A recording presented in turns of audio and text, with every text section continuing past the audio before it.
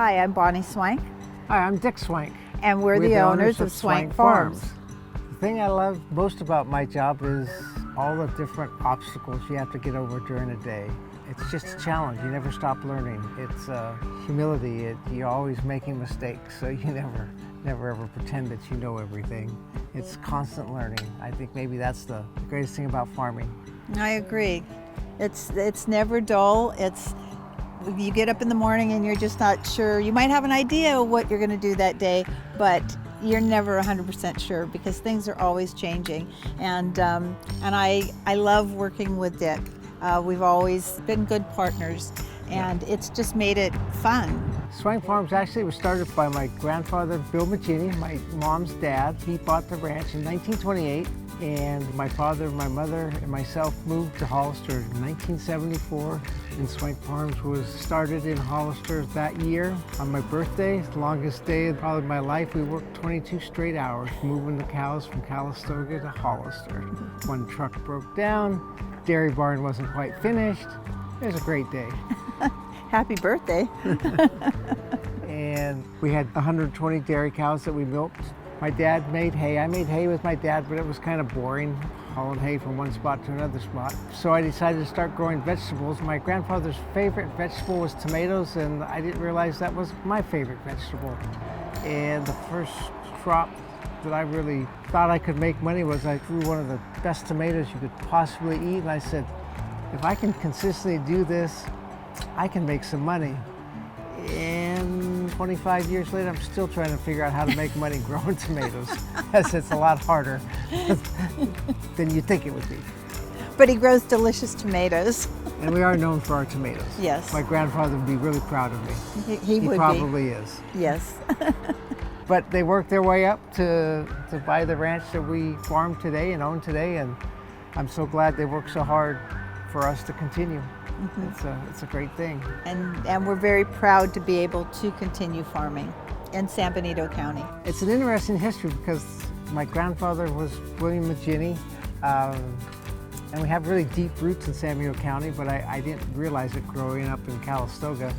And it just keep the farm going. It's a big deal. I'm very honored to be able to continue farming and keeping everything in place. It's great that it's Swank Farms, but it probably should be Maggini Swank Farms. I'm extremely lucky for my mom still to be alive at 92, and she lives on the farm. She's really the reason why Swank Farm is in existence. It was her father's property that we farmed, and my mom worked extremely hard to keep us in business. She is an integral part of Swank Farms, if not the most integral part. I do believe that my mother-in-law is somewhat in awe of what we have done, because we could talk about things, we could say, oh, we're going to do this or we're going to do that, and to actually visualize it. Over the years, we've really surprised her, I think. When I met Dick in 2000, he talked about doing a corn maze. A friend of his had suggested that he might be interested in trying. Money was tight, and you're just trying to diversify and grasp at straws. So a couple months into the relationship, he had planted the cornfield. He had no design. So I asked him, I said, do you need a design? And he said, sure. So I went to the bookstore and I bought children's books on mazes. And I designed the very first maze that way. I've designed the maze ever since, and always different. Some of them have been quite intricate, but yeah, it's been a lot of fun in the design aspect. When we first started in 2000, we had our corn maze, and then in 2001 we added a nighttime scary haunt, which was very popular for many years. When we moved to the new location, we decided to do things differently, and last year we created a lighted trail and a field of frights, which was totally family friendly. And that's been our whole goal ever since we moved, is to really be family friendly and give the families things to do together. And it was beautiful last year to see the families walking through the lighted trail and going through the field, and it wasn't too scary. And our business has changed. We have more people during the day now than we do at night, which is is what we've always wanted. We didn't think we could achieve it. We have a lot of fun things to do. We have Slide Mountain, we have jumping pillows, we have animals, we have goats and chickens, we've got pedal carts. There's just lots of fun things to do. It's a fun outing for the family. The families come out, the multi-generations, and it's just fun to see people happy.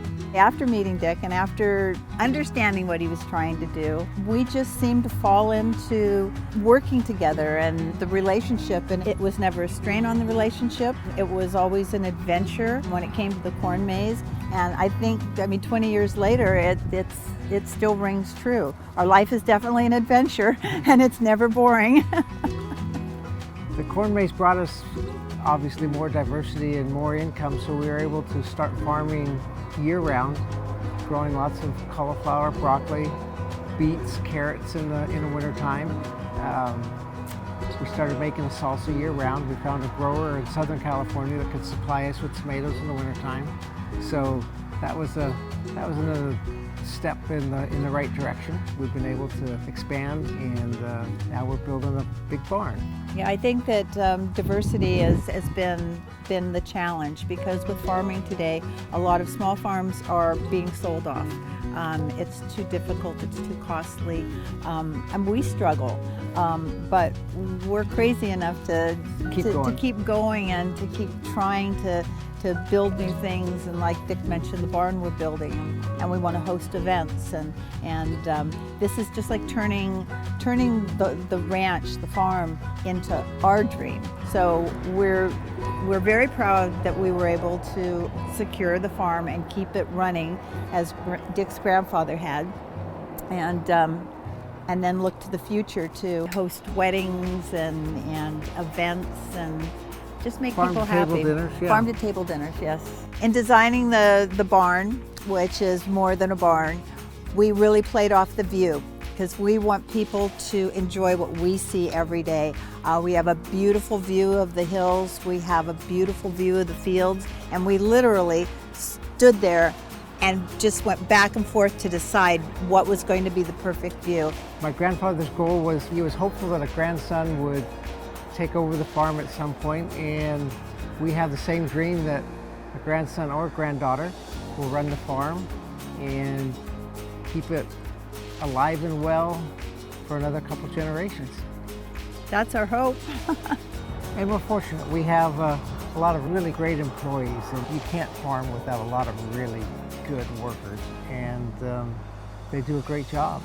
We're very, very, very fortunate to have such terrific people working for us. The very first year that we did the corn maze, Dick and I were sitting in the truck out in front of the pumpkin patch, and an article had been written about us in the newspaper. Very fortunate. And a little girl came up to the truck, and she wanted Dick's autograph. And he was embarrassed, and he said, no, you don't want my autograph. And I nudged him and I said, give her your autograph. And so he did. And when she walked away, I said, Dick, I'm going to make sure that Swank Farms is on the tip of everyone's tongue. And she's still trying. And I'm still trying. And doing a pretty good job. Yeah. More people know about us now than did 20 years ago, that's for sure. Since we started building the barn, we've had a lot of strong support from local businesses, from our electrician to our plumber, our contractor, and they want to see us succeed, and they want to be part of what we're doing, and we're not just another job to them, and I feel it every day when I come out here. And from the beginning, the planning department, they were so extremely helpful in securing our use permit. They really took us under their wing, because we didn't know what we were doing, and we really still don't know what we're doing. We're getting better. In the beginning of our relationship, the challenge of doing the corn maze, and then we just kept doing things together, and we're so fortunate that we work side by side 6 days a week, and we may not agree on things, but somehow we always come up with the right solution to the problem. Yes, we worked them out, and it was interesting in the beginning because I had my own business, and our businesses just kind of seemed to meld together. And it was never really a, oh my gosh, I've got to give up my business to now become a farmer, because my background is very artistic and creative. And I mean, now I have fields to design, corn mazes to design, barns to design. So there's never been a lack of creativity challenges. So it's fed my soul. My father actually said to me one time, he thought that I had gone to school all my life to do exactly what I'm doing right now. And I love it here. I wouldn't want to be anyplace else. That's the truth. It was the dream of my grandfather, and it's a hard life, but it's a good life, and it's very rewarding. We're fortunate we do a lot of farmers markets, and a lot of people really enjoy the good produce that we take to them. And I guess it's the challenge to keep going. We want to make the farm kind of into an educational piece, because agriculture has become so corporate. You know, farms farm thousands of acres instead of 120 acres. And it's nice when people come to the farm, and I mean, we appreciate it, we love it. We don't always see what other people see, because this is our farm. I have a tendency to see, the things that need to be fixed. Then people will come onto the farm and they just think it's beautiful. And it's because I see the weeds. but I don't, it's just hard to imagine so many people don't have open spaces, that they've got a little backyard or they live in an apartment, and we've got all this land and that we sometimes take for granted. Yeah, I think so. Mm-hmm. So it's nice when people come to visit us, and we see the smiles on their faces.